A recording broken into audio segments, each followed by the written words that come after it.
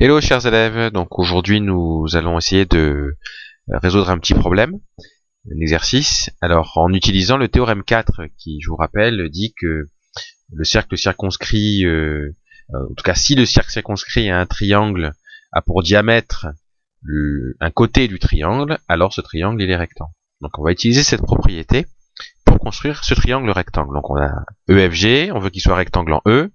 On sait que EF égale 2 cm et que FG égale 6 cm. Alors, je vous laisse juste quelques instants pour tracer ce triangle au brouillon, pour que vous voyez un petit peu à quoi il va ressembler. Puisque là, de toute évidence, c'est l'hypoténuse FG qui mesure 6 cm. Et EF, l'un des deux autres côtés, qui mesure 2 cm. Alors, comment on va faire?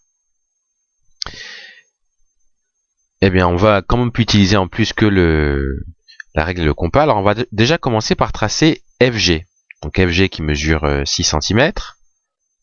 Voilà, et on va mettre son milieu, vous verrez pourquoi, ça va nous être utile. Voilà. Alors continuons. On a donc tracé le segment FG, on a mis son milieu I, et maintenant, eh bien, on peut tracer le cercle qui a pour centre I et pour rayon IG. En fait, tracer le cercle de diamètre FG. C'est un petit peu ça l'idée. Donc, on trace ce cercle de diamètre FG.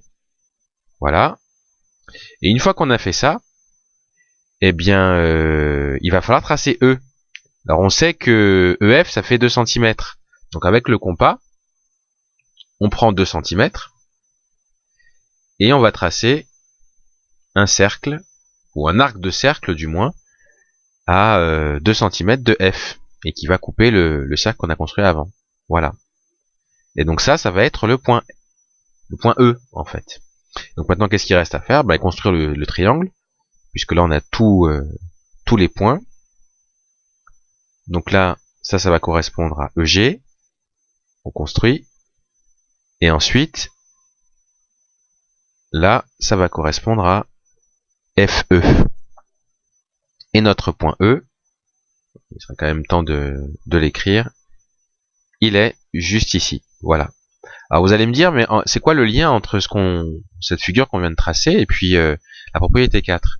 Mais en fait, l'intérêt c'est que comme on sait que ce cercle-là, c'est le cercle circonscrit au triangle EFG, son diamètre c'est un côté du triangle, donc on est sûr que ce triangle-là, il est rectangle. C'est ça la propriété 4 qu'elle dit.